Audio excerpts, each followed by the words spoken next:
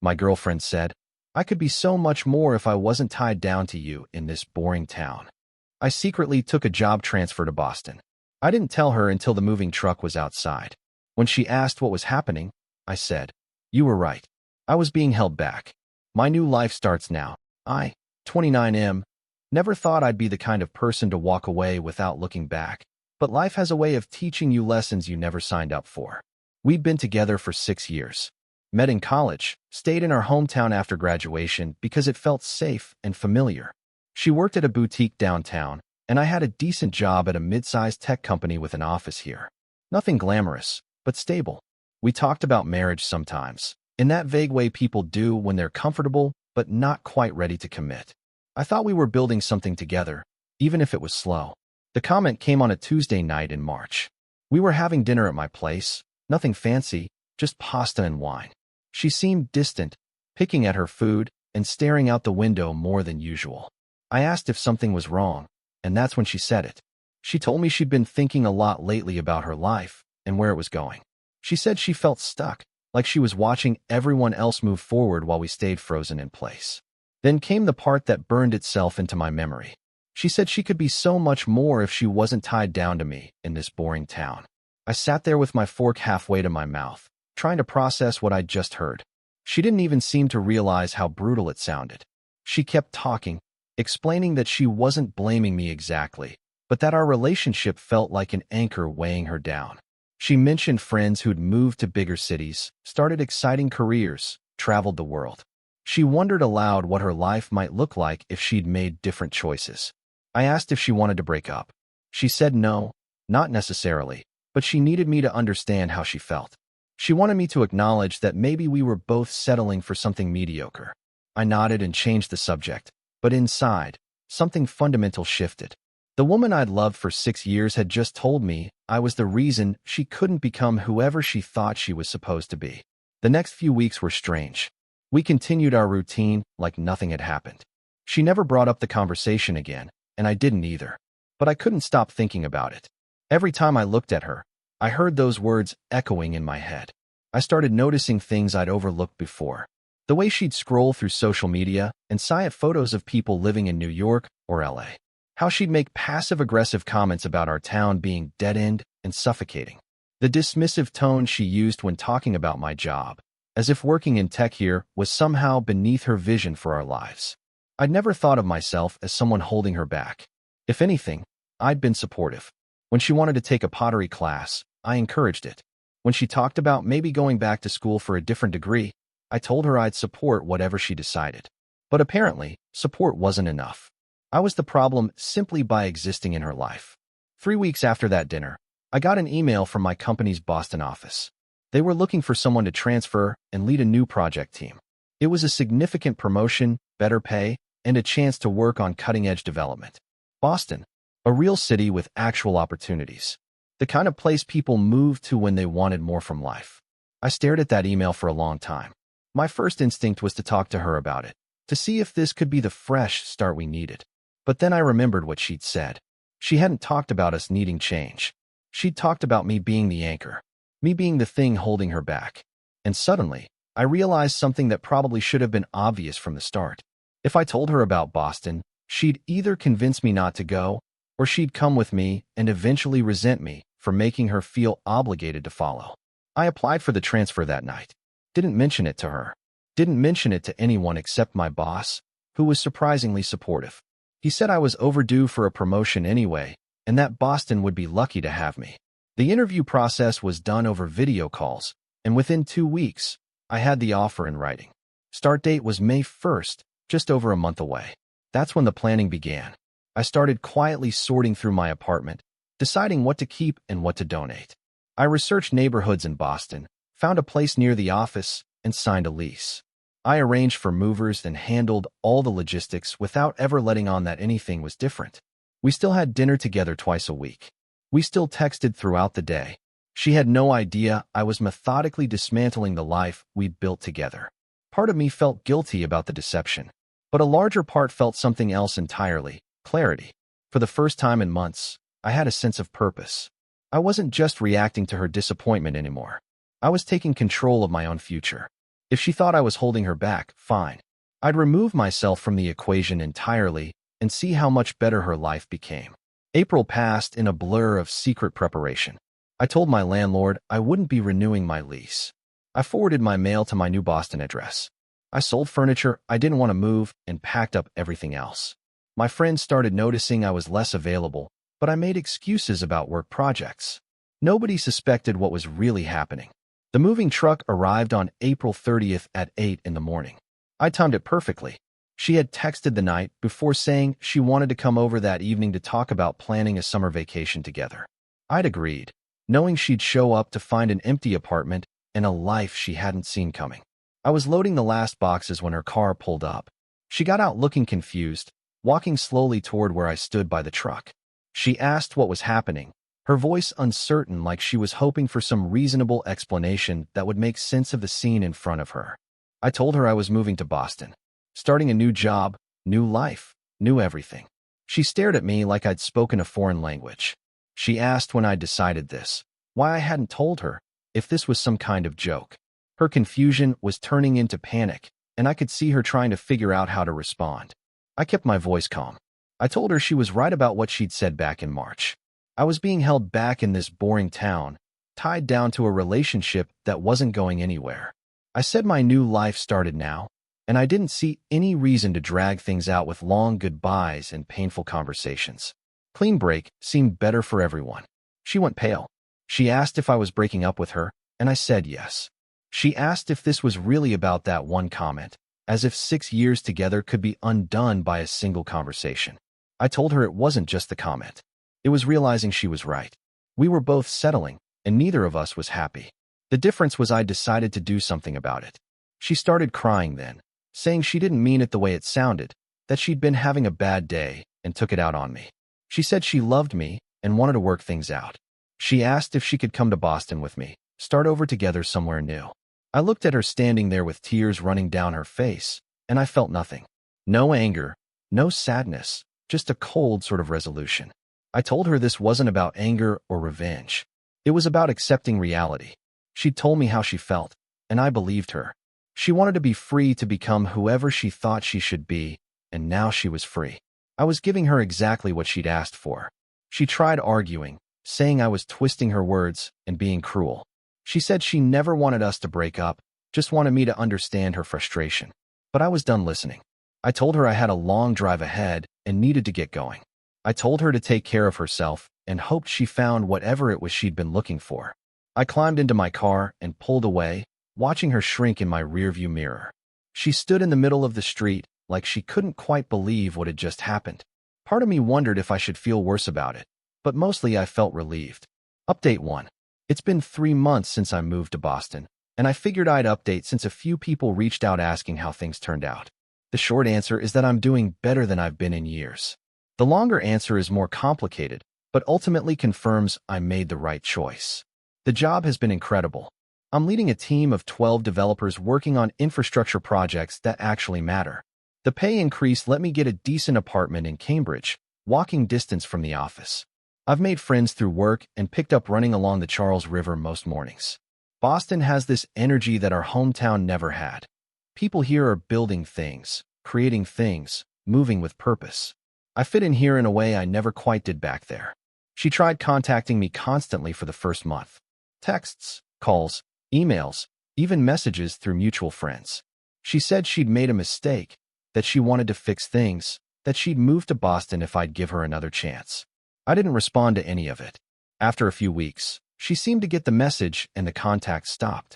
But then something interesting happened. One of our mutual friends visited Boston for work and we grabbed dinner. He told me she'd been struggling after I left. She'd apparently told everyone I abandoned her without warning, painted herself as the victim of my sudden cruelty. Some people bought it, but others started asking questions. Why had I left so abruptly? Had something happened that she wasn't talking about? According to my friend, the truth eventually came out. Another friend of ours had been there that night in March and overheard her comment about being held back. When the story started spreading, people began connecting dots. Suddenly the narrative shifted from he abandoned her to she pushed him away and was surprised when he actually left. My friend said she'd become somewhat isolated. Turns out when you spend 6 years defining yourself as part of a couple, people don't really know what to do with you alone. She'd been the one constantly complaining about our boring town and dead-end lives. So when I left and she stayed, it highlighted the fact that she'd been all talk. She could have left any time. She could have pursued those dreams she claimed I was preventing. But she didn't. She stayed exactly where she was, minus the relationship she'd taken for granted. I asked if he thought I'd been too harsh. He said no. He said I'd done what I needed to do, and if anything, I'd given her exactly what she claimed she wanted, freedom from the anchor holding her back. If she was unhappy now, that wasn't my responsibility. That conversation crystallized something I'd been feeling but couldn't quite articulate. I'd spent 6 years trying to be enough for someone who'd decided I wasn't. I'd absorbed her dissatisfaction and made it my problem to solve. Moving to Boston wasn't revenge, it was recognition. Recognition that some people will always find reasons why their unhappiness is someone else's fault. Recognition that the only person responsible for my life was me. Worked through a team celebration last week for closing a major project. We went to a rooftop bar in downtown Boston, and I found myself surrounded by colleagues who respected my work and enjoyed my company. One of them, a project manager from the New York office who'd flown in for the event, mentioned she was impressed by how quickly I'd integrated into the team. She said most transfers take 6 months to find their footing, but I'd hit the ground running. I thanked her and realized something. I had hit the ground running. I was thriving, not despite leaving my old life behind, but because of it. The relationship I'd thought was a foundation had actually been a ceiling, limiting how high I could reach. Someone asked if I was seeing anyone. I said no, not yet. I wasn't looking to jump into something new. I was enjoying figuring out who I was outside of a relationship, outside of that small-town identity I'd carried for so long. Maybe eventually I'd be ready for something new, but for now, I was content building a life I'd chosen for myself. Update 2. 6 months in Boston now. Winter's coming, and I've bought my first real winter coat, because apparently what passes for winter back home is nothing compared to New England. But I'm settled in ways that matter more than weather. She reached out again 2 weeks ago, not directly, but through her sister, who I'd always gotten along with. The sister called and asked if we could meet for coffee when she was in Boston for a conference. I agreed, curious about what this was really about. We met at a place near my apartment. The sister was direct, she always had been. She said her younger sibling was struggling, had been for months, and was too proud to reach out herself. She said there was genuine regret about what happened and asked if I'd consider at least talking to her, even just to get closure. I asked what closure she needed. I'd been clear about why I left. I'd answered the question of where I was going with my life. What else was there to discuss? The sister told me the full story of what had been happening back home. After the initial drama died down, she'd tried to move on. She'd started dating someone new, a guy who worked in sales and traveled a lot. According to the sister, she'd jumped in too fast, trying to prove she could be happy without me. That relationship crashed within 2 months when she realized she'd been trying to recreate what we had rather than building something new. After that, she'd attempted to leave town herself. She'd applied for jobs in Atlanta and Charlotte, places that seemed like stepping stones to the bigger life she'd claimed she wanted. But she couldn't commit to any of the offers she received. She'd accept a position, then back out at the last minute with various excuses. According to her sister, the real reason was fear. The same fear that had kept her comfortable in our relationship, while simultaneously resenting it for being comfortable. Her sister said she was depressed now. Not clinically, but that kind of listless unhappiness that comes from realizing you've made a mistake you can't undo. She'd told her sister she finally understood what she'd had with me and couldn't figure out how to forgive herself for throwing it away over some vague dissatisfaction she couldn't even properly articulate. I listened to all of this without interrupting. When the sister finished, she looked at me expectantly, waiting for me to say I'd talked to her, or at least that I felt bad about how things had turned out. I told her I appreciated her making the trip and being honest with me. I told her I held no ill will toward her or her sister. But I also told her I wasn't interested in revisiting the past. I said her sister needed to work through her feelings with a therapist or friends, not with me. I'd moved on, built a new life, and opening that door again would undo the progress I'd made. The sister nodded slowly. She said she'd expected as much, but had promised to try. Then she asked if I'd found someone new, if that was part of why I wasn't interested. I hadn't, not seriously, but I'd been on a few dates. Nothing that stuck yet, but that wasn't the point. I told her sister that being single wasn't why I wasn't interested in reconciliation. I wasn't interested because I'd spent 6 months learning to be happy on my own, and I wasn't willing to risk that for someone who'd shown me they didn't value what we had until it was gone. She asked one more question before we parted ways. She asked if I thought what I'd done, leaving without warning, cutting contact completely, was fair. She didn't ask it accusingly, just genuinely curious about my perspective. I thought about it for a moment. Then I told her about the weeks I'd spent after that comment in March. How I'd replayed it endlessly, trying to understand if I really was holding her back or if she was just looking for someone to blame for her own lack of direction. I told her about the moment I'd realized that talking to her about the Boston opportunity would only create drama and obligation, that the cleanest break was the kindest one for both of us. I said fairness was complicated. Was it fair that she'd made me feel like a burden for 6 years of my life? Was it fair that she'd wanted me to fix her unhappiness while simultaneously resenting me for being part of her life? Was it fair that she'd expected me to stay and work on a relationship she'd already decided was holding her back? Her sister didn't have an answer. Neither did I, really. But I told her I'd made peace with my choices. I'd chosen myself, and I'd do it again. We finished our coffee and said goodbye. She hugged me and told me she was glad I was doing well, and I could tell she meant it. As I walked back to my apartment through the Cambridge streets, I felt a weight I hadn't known I was still carrying finally lift away. That night, I blocked her number and all her social media. Not out of anger, but out of finality. The sister's visit had been a reminder that loose ends have a way of trying to retie themselves if you let them. I wasn't interested in being tied to that version of my life anymore. Update 3. 9 months in Boston. Almost a year since that dinner conversation that changed everything. I've been thinking about how to frame this final update because the story doesn't have the dramatic ending people usually want. No grand reconciliation, no devastating revenge, no poetic justice. Just life continuing forward. I met someone 3 weeks ago. Her name doesn't matter for this story, but what matters is how it happened.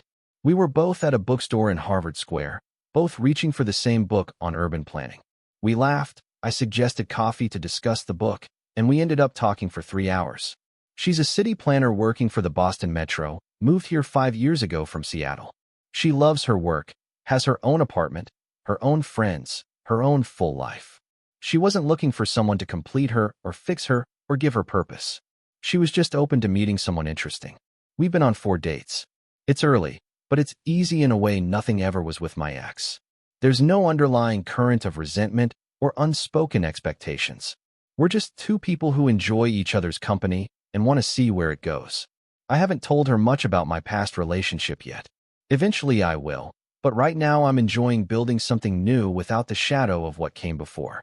She mentioned on our last date that she'd dated someone for 5 years in her 20s who made her feel small. She said leaving him was the hardest and best thing she'd ever done, that she didn't recognize herself in that relationship anymore. I understood exactly what she meant. My team at work just won a major contract that will keep us busy for the next 18 months. It's the kind of project that'll probably mean long hours and stress, but also the kind that could define my career. My manager pulled me aside after the announcement and told me they were creating a senior leadership position and I was their top candidate. A year ago, I was stuck in a dead-end relationship in a town with no prospects. Now I'm being offered opportunities one couldn't have imagined. Last week, I ran into someone from my hometown at a conference. We'd been friendly in college, but hadn't kept in touch. He asked about her, and I gave him the short version. We'd broken up, I'd moved to Boston, I was doing well. He nodded and said he'd heard through the grapevine. Then he said something that stuck with me. He said she'd finally left town about a month ago. Got a job in Denver doing marketing for some outdoor recreation company. According to him, she'd seemed genuinely excited about it. Like she'd finally figured out how to take the leap she'd been talking about for years. I felt nothing hearing that. No satisfaction, no vindication, no lingering anger. Just a mild curiosity about how her life would unfold. I hoped she'd be happy in Denver. I hoped she'd figure out that geographic location wasn't the thing holding her back. She'd been holding herself back all along. The guy asked if I thought I'd ever reach out to her, maybe as friends someday. I said no, probably not. Some chapters closed completely, and that's okay. We'd been important to each other for a time, but that time was over. She needed to build her life without me as a reference point, and I needed to build mine without her. He seemed to understand. He said he was impressed by how I'd handled everything, that it took guts to make the choice I'd made. I told him it hadn't felt like a choice at the time. It had felt like the only option that made sense. As I'm writing this final update, I'm sitting in my apartment looking out at the Boston skyline. It's Saturday night, and I could be out at bars or parties or any of the things people do to prove they're living their best life. Instead, I'm here alone, and I'm genuinely content. That's the real ending to this story. Not revenge, not vindication, not even closure in the traditional sense. Just the quiet realization that I built something better than what I left behind. The relationship I'd thought was my foundation turned out to be a starting point. Leaving wasn't the end of my story. It was the beginning of the one I actually wanted to write. She was right about one thing. We were being held back in that boring town. But the solution wasn't to stay and resent each other for it. The solution was for both of us to find the courage to leave and become whoever we were meant to be separately. I found my courage first. She found hers eventually. And that's enough of an ending for me. Thank you for watching. If you enjoyed this story, please hit that subscribe button. Don't forget to give it a thumbs up and share it with friends or family who might enjoy it too. Your support means a lot. And if you have any thoughts, questions, or story ideas, drop them in the comments below. I'd love to hear from you. See you in the next story.